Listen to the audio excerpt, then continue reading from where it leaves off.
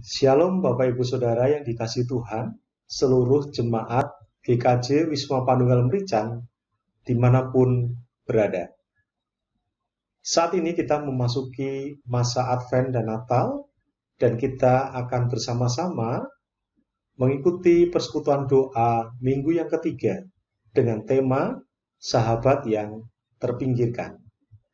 Adapun bacaan firman Tuhan untuk mendasari renungan kita adalah dari kitab Matius pasal yang ke-9, ayat yang ke-9 sampai dengan ayat yang ke-13. Saya akan membacakan untuk kita semuanya. Demikianlah firman Tuhan. Setelah Yesus pergi dari situ, ia melihat seorang yang bernama Matius duduk di rumah cukai, lalu ia berkata kepadanya, "Ikutlah aku." Maka berdirilah Matius lalu mengikut dia.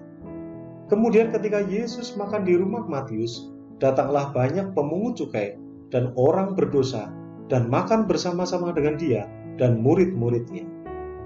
Pada waktu orang Farisi melihat hal itu, berkatalah mereka kepada murid-murid Yesus, "Mengapa gurumu makan bersama-sama dengan pemungut cukai dan orang berdosa?" Yesus mendengarnya dan berkata, "Bukan orang sehat yang memerlukan tabib, tetapi orang sakit.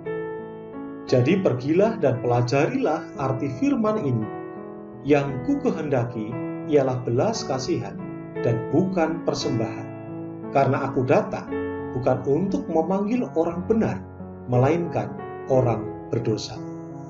Demikianlah sabda Tuhan yang mendasari kita merenungkan bahan dari persekutuan doa minggu yang ketiga.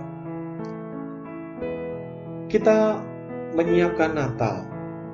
Sebagai warga jemaat gereja, tentunya ini menjadi sebuah hal yang ditunggu-tunggu. Masa Natal, masa merayakan kelahiran Tuhan Yesus. Lalu pertanyaan yang menggelitik adalah, siapakah kira-kira yang siap atau paling siap menyambut Natal? Apakah saya atau Bapak Ibu Saudara?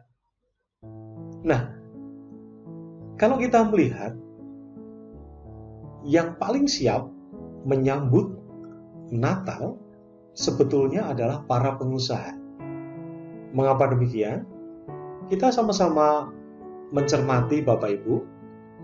Pengusaha sudah menyiapkan beberapa waktu sebelum Natal untuk melakukan berbagai hal, mendapatkan keuntungan yang besar di saat Natal nanti.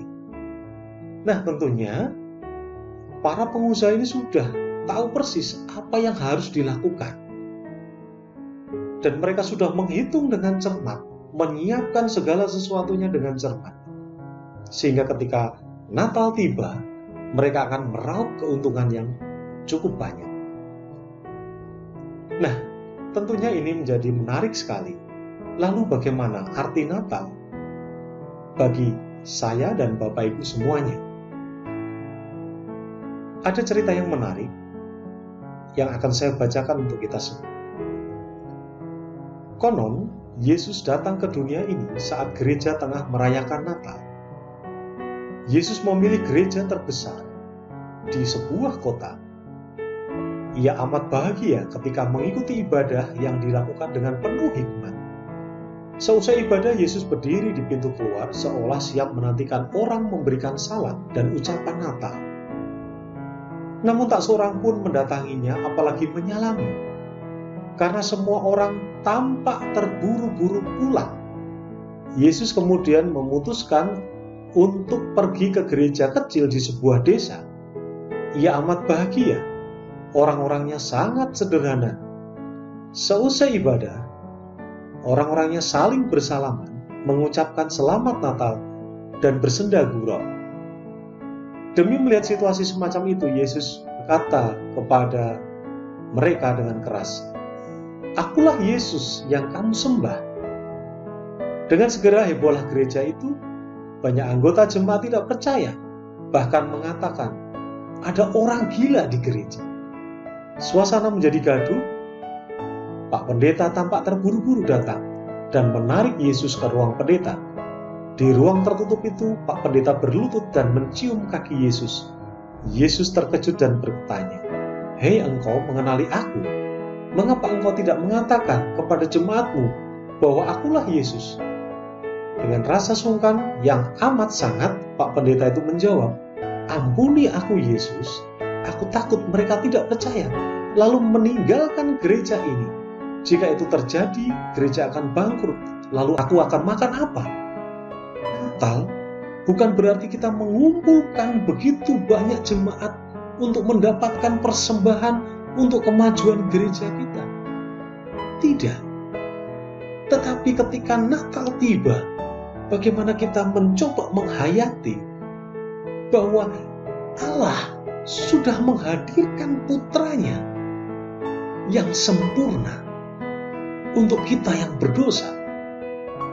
Dan kali ini kita diingatkan bahwa di Natal kali ini, maka kita pun harus memiliki aksi yang nyata untuk memberikan diri kita, memberikan hidup kita kepada saudara-saudara kita yang membutuhkan, saudara-saudara kita yang sakit, saudara kita yang tidak bisa merasakan kebahagiaan seperti yang kita rasakan, saudara-saudara kita yang penuh kekurangan, yang membutuhkan uluran tangan kita. Mari Bapak Ibu Saudara yang dikasihi Tuhan, kita merenungkan Natal tahun ini adalah kesempatan bagi saya dan Bapak Ibu semuanya untuk hadir bagi sahabat-sahabat kita yang terpinggirkan, tersingkirkan. Mari kita memberikan diri kita seperti Allah sudah memberikan Yesus Kristus hadir. Natal yang kita rayakan adalah Natal menghadirkan diri kita bagi sahabat-sahabat kita, bagi saudara-saudara kita yang membutuhkan.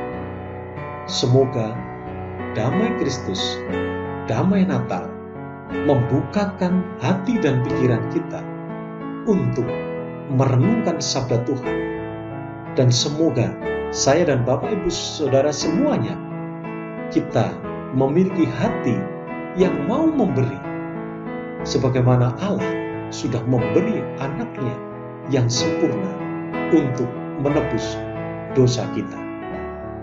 Demikianlah sabda Tuhan dan perenungan kita dalam persekutuan doa minggu yang ketiga masa Advent kali ini. Terima kasih. Tuhan Yesus memberkati kita semuanya. Amin.